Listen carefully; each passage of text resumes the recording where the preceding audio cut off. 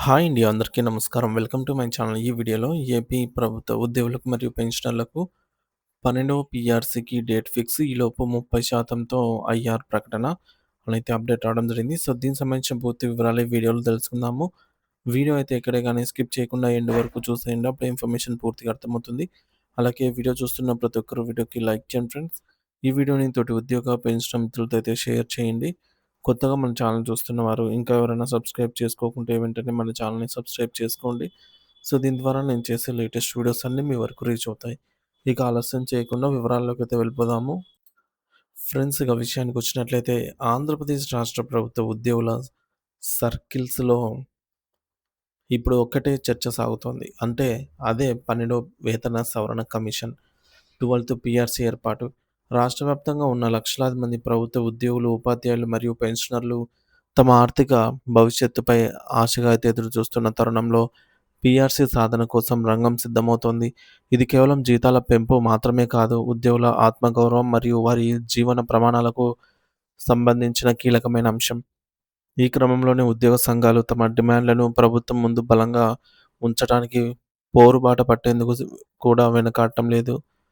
ఈ పరిణామాల మధ్య ఒక కీలకమైన సంఘటన చోటు చేసుకుంది.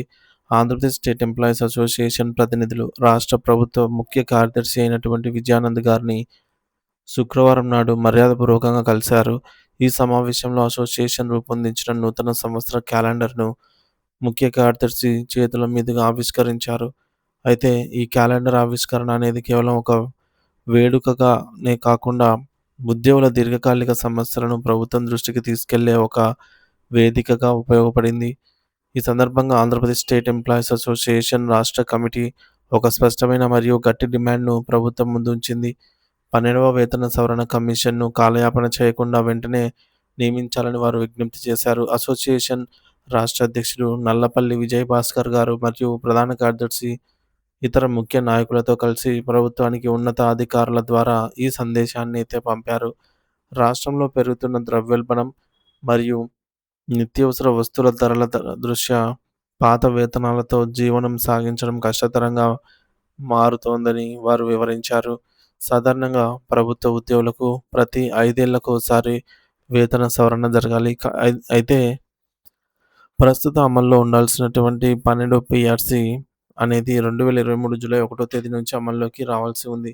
కానీ దురదృష్టవశాత్తు ఇప్పటికే సుమారు 2.5 సంవత్సరాల జాప్యం జరిగింది. ఈ సుదీర్ఘ కాలంలో ఉద్యోగులు ఎటువంటి వేతన పెరుగుదల లేక ఆర్థికంగా ఎంతో నష్టపోయారు. ఈ 2.5 ఏళ్లలో పెరిగిన ఖర్చులు, కుటుంబ అవసరాలు ఉద్యోగులపై మోయలేని భారంగా మారాయి. అందుకే ప్రభుత్వం తక్షణమే స్పందించి చర్యలు తీసుకోవాలని వారు కోరుతున్నారు.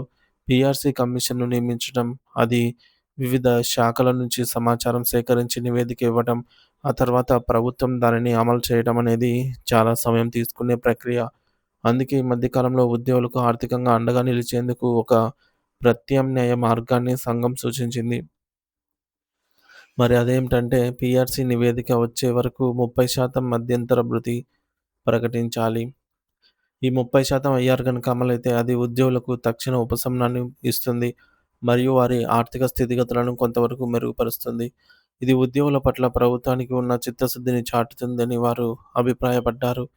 ఇదే సమయంలో రాష్ట్రంలోని మరో విభాగంలో పనిచేస్తున్న ఉద్యోగులకు ప్రభుత్వం ఒక భారీ శుభవార్తను అందించింది. ఆంధ్రప్రదేశ్ వైద్య ఆరోగ్య శాఖలో కాంట్రాక్టు ప్రాతిపదికన విధులు నిర్వర్తిస్తున్నటువంటి ఉద్యోగుల వేతనాల విషయంలో ప్రభుత్వం సానుకూల నిర్ణయం తీసుకుంది. గతంలో వీరందరికీ అందుతున్న జీతాల కంటే మెరుగ్గా ఇప్పుడు 100% గ్రాస్ సాలరీ చెల్లించేందుకు ప్రభుత్వం అంగీకరించింది. దీనికి సంబంధించిన వైద్య ఆరోగ్య శాఖ అధికారికంగా జీవో జారీ చేసింది. ఈ నిర్ణయం వల్ల ఒక్కో కాంట్రాక్టు ఉద్యోగి సగటు నెలకు రూ. 10,000 వరకు వేతనం పెరగనుంది.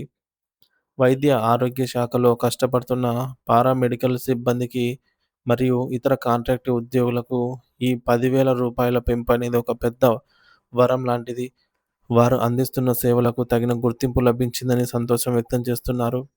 ఈ నిర్ణయం పట్ల AP paramedical service employees association హర్షం వ్యక్తం చేస్తూ ముఖ్యమంత్రికి మరియు ప్రభుత్వానికి కృతజ్ఞతలు తెలియజేసింది.